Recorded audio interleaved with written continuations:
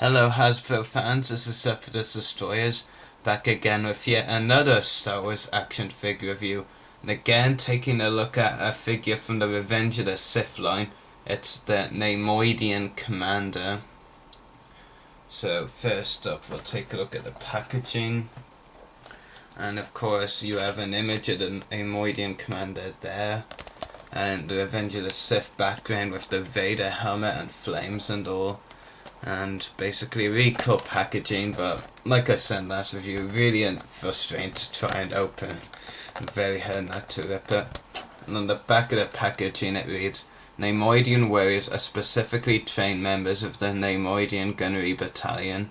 Commanders have distinctive armour befitting their rank and are armed with special Neimoidian weaponry that has been mass produced for use in the Clone Wars. And there's an image on the back of the packaging of the figure, and more figures released in this line. Some really cool ones in there. Poe Nudo, Cat Min, who we reviewed yesterday. Passer Gente, who we've got on the way. And I would consider getting the Wookiee Heavy Gunner and Wookiee Commando, and maybe even the Grievous Bodyguard or Magna Guard and Commander Bly, but it all depends really. But anyway, onto the figure. He does come with an accessory, which is like a, just trying to get out of the figure's hand down. It's like a staff like thing, something you use in like hand-to-hand combat or whatever. It's not a gun or anything, it's like something you would fight lightsaber to lightsaber, I guess, or this against lightsaber, that kind of fighting. Does have some really cool silver or greyish detailing, really cool. Weapon is a bit long though, but it just looks really long. It kind of looks kind of silly, I actually have to say. But overall, pretty nice weapon, nicely detailed and pretty cool. It'll probably be easier to show the figure without the weapon in his arm, so I'll go with that.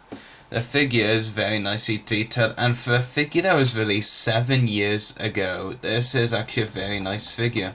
You have a really cool Separatist logo on his chest there, and there's some great detailing as well on his helmet/hat. Some great detailing, some grey and brown, and just looks really good. And back view of the helmet, really cool. For some reason there it comes to me that kind of reminds me of the helmet Boba Fett wore in the season 4 episode Bounty for some reason or another. Not really too sure why, but. And before I put the helmet back on, there's a look at the Neimoidian Commander's face sculpt, beautifully detailed. Amazing face sculpt, and this was a great time when Hasbro would actually release troop building organic enemies in the line. Really cool. And the back of the head, really good, really well detailed. The back of the figure, some more great detailing, looks really cool. And also on the front, of course, some really good detailing there.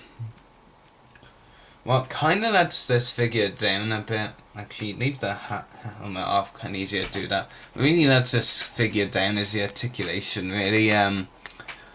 For a 7-year-old figure, it's not bad, but it's missing a fairly key point, which I'll get to in a moment. You have a ball jointed head, ball hinged shoulders, swivel elbows, swivel wrists, swivel torso. It's actually a quick draw action feature figure, this one, which explains the snapping if you're wondering. So yeah, swivel hips, no knee articulation, and ball jointed ankles. Kind of weird actually, now that you think, kind of weird actually, because I mean, throughout most of my collecting, I mean, I usually gain figures that have knees but not ankles, so this figure's different in that aspect.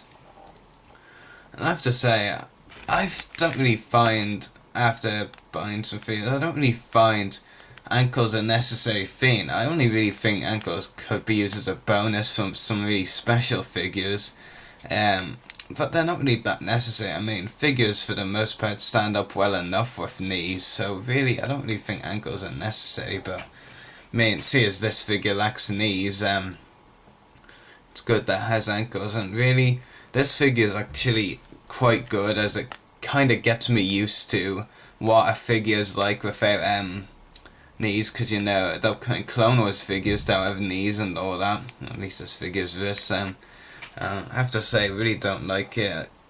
I just expect to be able to bend a knee, and I think every time I try to bend this one's knees, which I can't, of course, I just think I'm gonna snap it.